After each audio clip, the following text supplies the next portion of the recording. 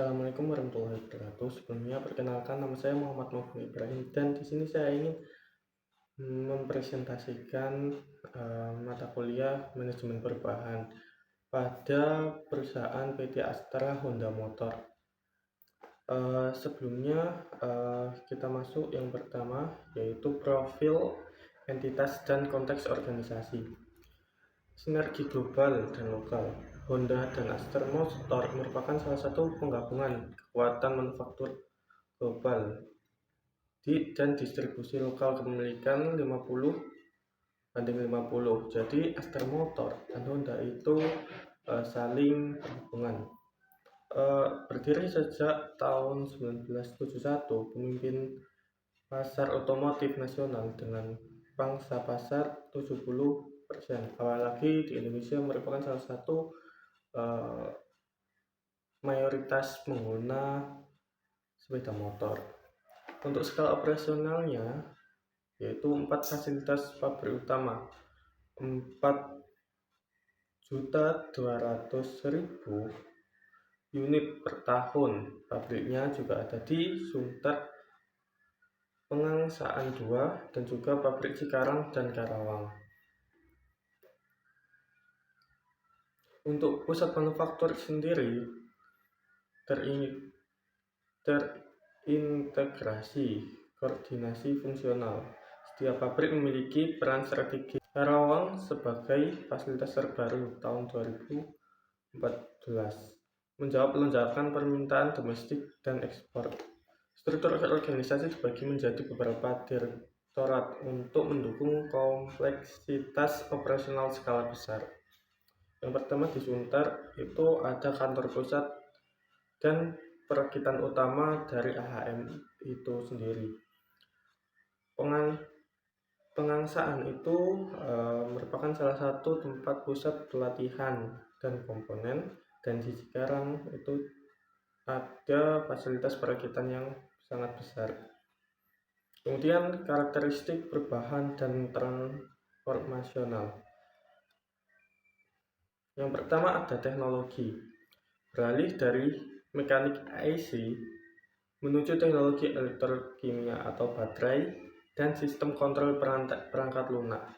Yang kedua yaitu struktur reorganisasi untuk integrasi unit berbasis elektrifikasi ke dalam operasional arus utama. Yang ketiga ada orang-orang.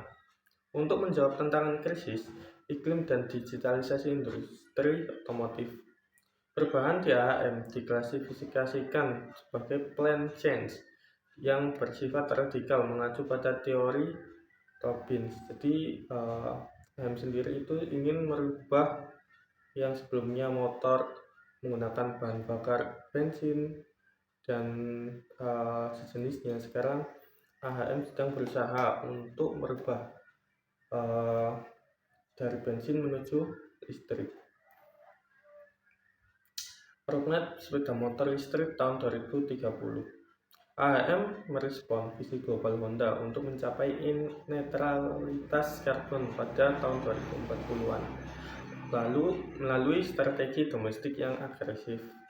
Seperti yang bisa kalian lihat di sini ada beberapa contoh. Yang pertama Honda EM1i untuk perakitan teratasi, dan ada peluncuran model motor listrik hingga tahun 2030. Untuk target penjualannya sendiri yaitu pada 1 juta unit EV per tahun pada tahun 2030. Dan AHM sendiri juga sangat mendukung net zero emission pada tahun 2060. Dan net zero emission merupakan salah satu keinginan dari banyak sekali orang, terutama dikarenakan banyak sekali bencana-bencana alam dikarenakan oleh polusi. Selanjutnya ada analysis for fault atau Krug-Lewin. Yang pertama kekuatan pendorong, driving force, yaitu regulasi dan intensif atau dukungan perintah untuk BEV. Ya, karena zero emission itu sangat didukung banget di setiap pemerintahan. Visi global yaitu komitmen Honda Motor CO 2030. Selanjutnya ada kepemimpinan pasar, ancaman produsen EV Cina.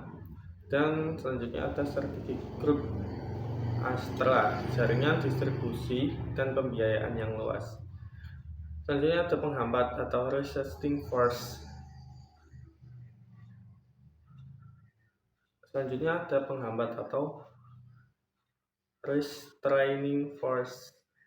Keuntungan impor biaya atau biaya komponen elektronik yang sangatlah tinggi. Kemudian ada kemudian ada infrastruktur atau distribusi charging station belum merata, jadi belum ada banyak tempat yang menyediakan tempat untuk mengecas sepeda motor tersebut. Kemudian ada psikologi pekerja, ketakutan PHK akibat komponen EV yang lebih sedikit. Dan yang terakhir ada edukasi pasar, yaitu keraguan konsumen pada nilai jualnya kembali.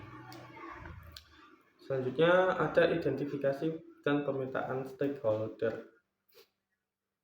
Jadi Agen sendiri ini pada tahun 2030 itu ingin bertransformasi dari yang dulunya mesin ke elektronik. Seperti yang kita lihat di jalan-jalan juga sudah banyak sekali ojol-ojol itu menggunakan motor-motor listrik, dikarenakan hal tersebut lebih menghemat energi, dan listrik juga salah satu energi yang bisa diperbarui. Karyawan dan sedikit buruh kelompok paling terdampak. EV memiliki komponen lebih sedikit secara teoritis, mengurangi kebutuhan tenaga kerja perakitan.